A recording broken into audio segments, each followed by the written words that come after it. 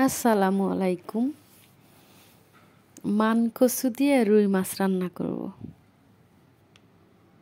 চায়নাতেও মান কচু খুঁজে পাইছি আমি।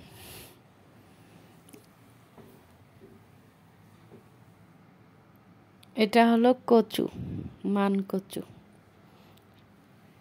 কচুটাকে আমি ছিলে নিব।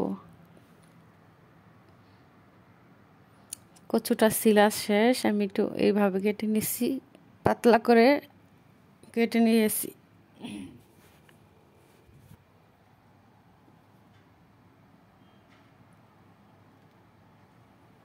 এখন আমি মাছগুলো ভেজে নিব। লবণ হলুদ দিয়ে মেখে রেখেছিলাম, সেই রুই মাছগুলো ভেজে নিব।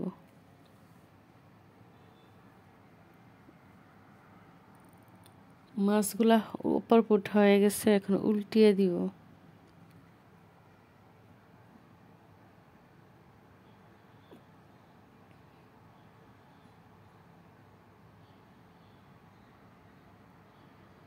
মাছগুলো ভাজা শেষ, আমি নামিয়ে নিব। এখন আমি মানকচুগুলো পানিতে সিদ্ধ করে নিব, মানে গরম পানি দিয়ে করলে কচুটা গলা লাগে না। এই জন্য আমি গরম পানিতে ছেড়ে দিলাম কচুগুলো।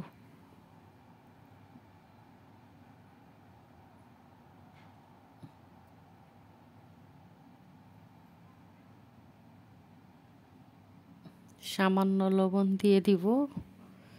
কচুগুলো একটু সিদ্ধ হবে এবং কি কচুর যে গলা চুলকানোর ইটা চলে যাবে।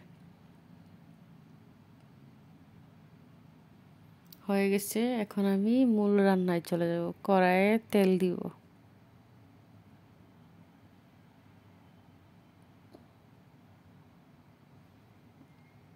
এখন দিব পেঁয়াজ কুচি। পেঁয়াজ কুচিটা নেড়ে ছেড়ে ভেজে নেব। দিয়ে দিব রসুন বাটা, আদা বাটা সামান্য,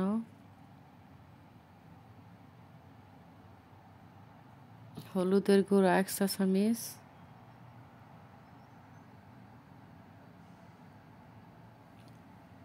জিরার গুঁড়া 1 চা চামচ, ধনিয়ার গুঁড়া 1/2 চা চামচ,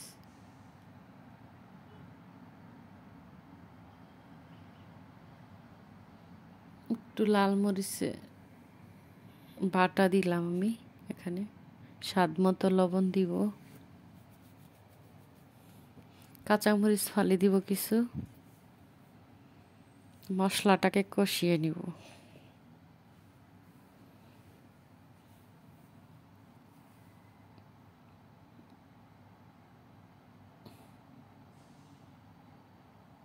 কষানো হয়ে গেছে, এখন দিয়ে দিব সিদ্ধ করে রাখা মানকচুগুলো। অনেক দিন পর মানকচু খাচ্ছি। কচুটাকে আমি নেড়ে চেড়ে কষিয়ে নিব।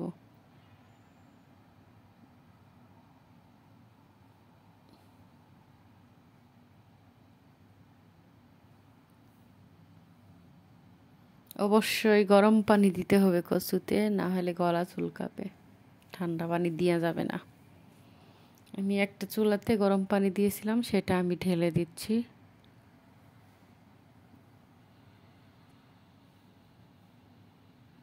এখন আমি নেড়ে চেড়ে ঢাকনা দিয়ে ঢেকে দিব। রান্নাটা সিদ্ধ হবে কচুটা। আবারও ঢাকনা খুলে নেড়ে চেড়ে দিলাম। এখন মাছগুলো দিয়ে দিব।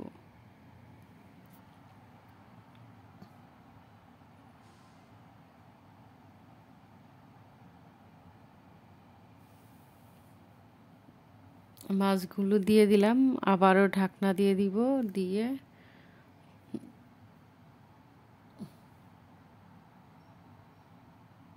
এখন উপরে কিছু ঢাকনা উঠিয়ে একটু উপরে কিছু ধনিয়া পাতা কুচি দিয়ে দিব।